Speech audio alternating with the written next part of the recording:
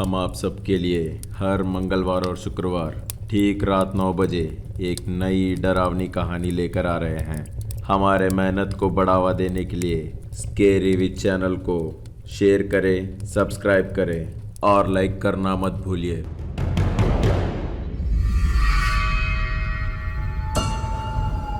शालिनी के बातें शरद को कुछ समझ में नहीं आ रहा है। शरद को क्या बात करना है कुछ समझ में नहीं आ रहा है।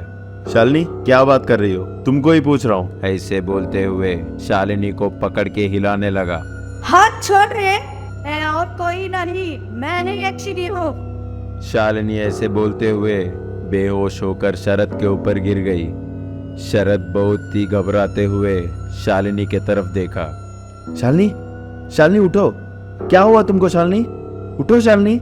शरद शालिनी को उठाने का कोशिश कर रहा है, तभी ठीक वहां सुधीर आया। उफ, शरद तुमको कुछ नहीं हुआ ना? तुमको कुछ होगा करके बहुत टेंशन हो गया था यार। ऐसे बात करते हुए सामने आया और वहां शालिनी बेहोश है करके देखा। क्या हुआ शालिनी को?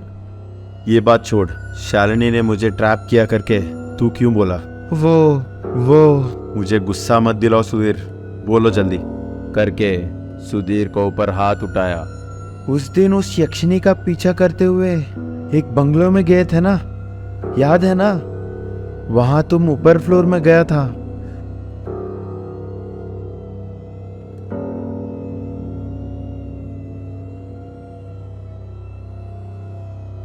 तभी मैंने शालिनी को अजीब सा बर्ताव करते हुए देखा था। क्या उस दिन शालिनी वहां पर आई है? हाँ, अगर वो वहां आई है करके मैं तुमको बताऊंगा तो मेरे साथ तुमको भी मार देगी करके बोली। इसीलिए मैंने तुमको कुछ नहीं बताया। पर आज तुमको अकेले इस अंधेरी रात में बात करने के लिए बुलाई तो तुमको कुछ हानि पहुंचाएगी करके डरते हुए तुम्हें हिंट दिया था। सुधीर के बाद शरद को सच लगने लगा। तभी फिर से शालिनी के तरफ देखा, फिर से सुन पड़ गया। ये शालिनी को क्या हुआ? क्यों ऐसे बेहोश पड़ी हुई है? शरद के साथ जो कुछ भी हुआ सब सुधीर को बताया। तब मैंने जो सोचा था वो सब सच है, पर शालिनी यक्षिणी है तो अभी तक तुम्हें कुछ क्यों नहीं किया? तभी शालिनी धीरे से कुछ बोल रही थी। पहले हम शालिनी को यहाँ से लेकर जाएंगे, चलो। शरद सुधीर दोनों मिलकर शालिनी को सुधीर के रूम पर लेकर गए। वहां शालिनी को बेड पर लेटाए। अभी भी शालिनी के गले से धीरे से कुछ आवाज आ रही है। शरद, वो कुछ बोल रही है यार। शरद को भी शालिनी के बातें सुनाई नहीं दे रहे थे। शरद शालिनी के मुंह के पास जाकर अपना कान रखा और सुना। अरे शालिनी को प्यास लग रहा है, सुधीर जल्दी जाके पानी लाओ यार। सुधीर वहां पे पानी के जग के पास गया और 1 मिनट वहीं खड़ा होकर सोचने लगा। क्या सोच रहा है सुधीर? जल्दी पानी लाओ। 1 मिनट। कुछ खोज रहा है। अबे यार सुधीर, शालिनी का हालत ऐसा है, तू पानी देने के अलावा तुम वहां पे क्या खोज रहे हो? जल्दी पानी इधर लाओ। 1 मिनट बोल रहा हूँ ना। सुधीर को टेबल के ड्रॉ में एक बोतल दिखाई दिया। क्या है वो? Truth serum. अभी वो क्यों? बोलता हूँ, रुको। बोलते हुए शालिनी को देने वाले पानी में 2 बूंद ट्रूथ सीरम मिलाया। अब पिलाओ। शरद को सुधीर का दिमाग में क्या चल रहा है समझ में आया है। शरद को नापसंद होते हुए भी उसे वो ट्रूथ सीरम पिलाया, क्योंकि शालिनी को बचाने के लिए शरद को सच जानना बहुत जरूरत था। वो पानी पीते ही शालिनी का बॉडी पूरा कांपने लगा।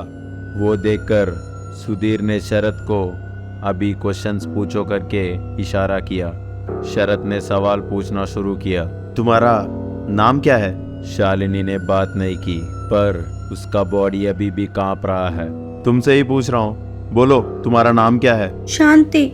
शरद और सुधीर दोनों शॉक हुए। फिर शालिनी कौन है?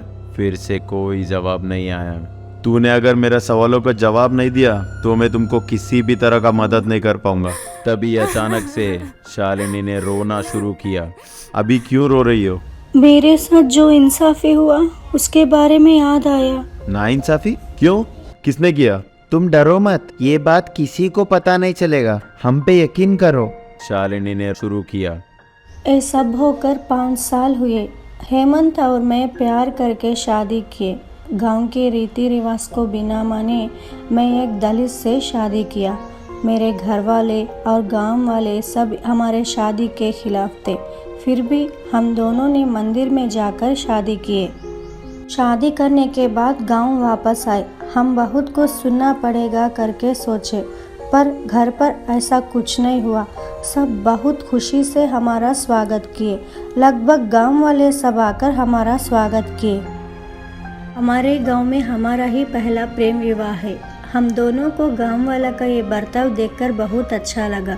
उस दिन घर वाले सब मिलकर हमारा सुहाग रात के सारे इंतज़ाम किए। घर पूरा मेहमानों से भरा हुआ था। मैं शर्मती हुई मेरे पति हेमंत के पास गई। हम दोनों ने बहुत सारे बातें किए, पर तभी अचानक से सब कुछ सून पड़ गया। हम अपने धुन में बहुत खुशी से बात करते थे। तभी अचानक से एक स्मेल आना शुरू हुआ। तुमको कुछ अजीब नहीं लग रहा है? कुछ गंदी बदबू आ रहा है। हेमंत भी आसपास उस बदबू को सूंघने लगा। ये पेट्रोल का स्मेल आ रहा है। अरे ये तो पेट्रोल का बदबू है। मुझे कुछ गड़बड़ लग रहा है। हमें घर वाले सबको अलर्ट करना है। चलो शांति। ऐसे बोलते हुए रूम से बाहर जाने का कोशिश कर रहा है, पर डोर बाहर से लॉक किया हुआ है। क्या है ये? हम तो अंदर से लॉक किए है ना, पर फिर बाहर लॉक करने का क्या जरूरत है? एक बार इधर आओ। शांति ने खिड़की खोलकर देखा। वहाँ कुछ लोग पेट्रोल डालकर उनका घर जला रहे थे। हेमंत और शांति ने उनका घर से कुछ लोग धीरे से बाहर जाते हुए देखा। शिट, देखो शांति, उनमें तुम्हारा पेरेंट्स भी हैं। शांति के पेरेंट्स तभी धीरे से घर से बाहर निकल रहे थे। माँ, मैं ऐसे दीदी और जीजू को इस हाल में छोड़कर नहीं आ सकती। ये बहुत गलती है करके जोर जोर से चिल्ला रहे थे। उसे ये सबक मिलना ही है, नहीं तो हमारे परिवार क्या है और उसका प्रतिष्ठा क्या है। ये कोई भी दलित को शादी करके आई तो हमें खुशी से इसको घर में बुलाना है क्या? नहीं, ऐसे नहीं होगा। आपने सही बोला। इन दोनों को देखकर अब गांव के हर लड़की किसी दलित के साथ शादी करके आई तो हमारे गांव का प्रतिष्ठा क्या होगा। ये तुम जैसे लड़कियों को एक सबक है। अगर तुम तुम्हारे दीदी के पास जाना चाहती हो तो जाओ, तुम्हें कोई नहीं रोकने वाला। उन बातों से शालिनी के घर वाले शालिनी का मुंह बंद करके वहां से लेकर चले गए। ये गांव और तुम्हारे घर वाले सब इतने अच्छे से बात करके हम दोनों को मारने के लिए ट्रैप किए हैं। शांति को टेंशन होने लगा। कुछ करो हेमंत, कुछ करो प्लीज। हेमंत पीछे मुड़कर देखा, तब तक आग ने पूरा घर को जला दिया था। जोर से मारकर बेडरूम का दरवाजे को तोड़ा, पर तब तक बहुत लेट हो गया था। पूरा घर जला हुआ था। उस आग के वजह से जो धुआं निकल रहा था, उसके वजह से शांति बेहोश हो गई। हेमंत शांति को अपने गोद में लेकर वहां से बाहर निकलने की कोशिश कर रहा है, पर तब तक पूरा घर आग के चंगुल में फंस गया था। हेमंत शांति को छोड़कर भाग सकता था, पर उसने ऐसा नहीं किया। शांति के लिए वहीं पे रह गया। शांति को अपना गोद में लेकर कस के पकड़कर रोने लगा। तभी अचानक से एक बड़ा सा घर का टुकड़ा हेमंत के पीठ पर गिरा। उस चीख से शांति का आंखें खुले। शांति का आंख खोलते ही हेमंत जलते हुए दिखा। वो नजारा देखकर शांति फिर से बेहोश होने लगी। शांति, तुम यहाँ से निकल जाओ। मेरे बारे में मत सोचो। तुम्हारे घर वाले जो रिश्ते दिखाएंगे, उस लड़के से जाकर शादी कर लो। तुम खुश रहो। मुझे भूल जाओ शांति, मुझे भूल जाओ। शांति जोर जोर से रो रही है। मेरे बात मानो शांति, तुम चले जाओ यहाँ से। तुम खुश रहो यहाँ, तुम खुश रहो। प्लीज शांति, चले जाओ यहाँ से। शांति और कुछ नहीं सोची। तुम्हारे बिना मेरा जिंदगी नहीं है हेमंत। मुझे छोड़कर तुम नहीं जा पाए। अब मैं तुम्हें छोड़कर कैसे जा सकती हूँ? जीना है तो तुम्हारे साथ, मरना है तो तुम्हारे साथ। हेमंत आग में जल रहा था। वो देखकर शांति भागते हुए जाकर हेमंत को गले लगाई। उतना दर्द में भी एक दूसरे के साथ नहीं छोड़े। ऐसे ही आग में लिपटे हुए जलकर राख हो गए। अगले दिन सुबह हवा के वजह से वो राख पूरा हवा में उड़ गया। शालिनी बोलना बंद की। शरत और सुधीर दोनों शौक में थे। शरत और सुधीर को बिना पता चले ही उनके आंखों से आंसू निकल रहे थे। शालिनी अचानक से होश में आई, धीरे से शरत और सुधीर की तरफ देखी। वो दोनों रो रहे थे। शरद, मुझे क्या हुआ? तुम सब क्यों रो रहे हो? शालिनी, तुम वापस आ गई। Love you Shalini, love you. Sudhir अपना आंसू पोंछते हुए उन दोनों की तरफ देखा। तुम्हारा दीदी के साथ जो हुआ मुझे अभी तक पता नहीं चला। शालिनी ने अपना सर नीचे किया। कैसे भी करके तुम्हारा दीदी के साथ जो नाइंसाफी हुआ उसे इंसाफ दिलाऊंगा। उसके लिए क्या करना है मैं बहुत अच्छी तरीके से जानता हूँ। वो बातें सुनकर शालिनी धीरे से हंसना शुरू की। अगर हमारे वीडियो अच्छा लगा तो लाइक करना मत भूलिए।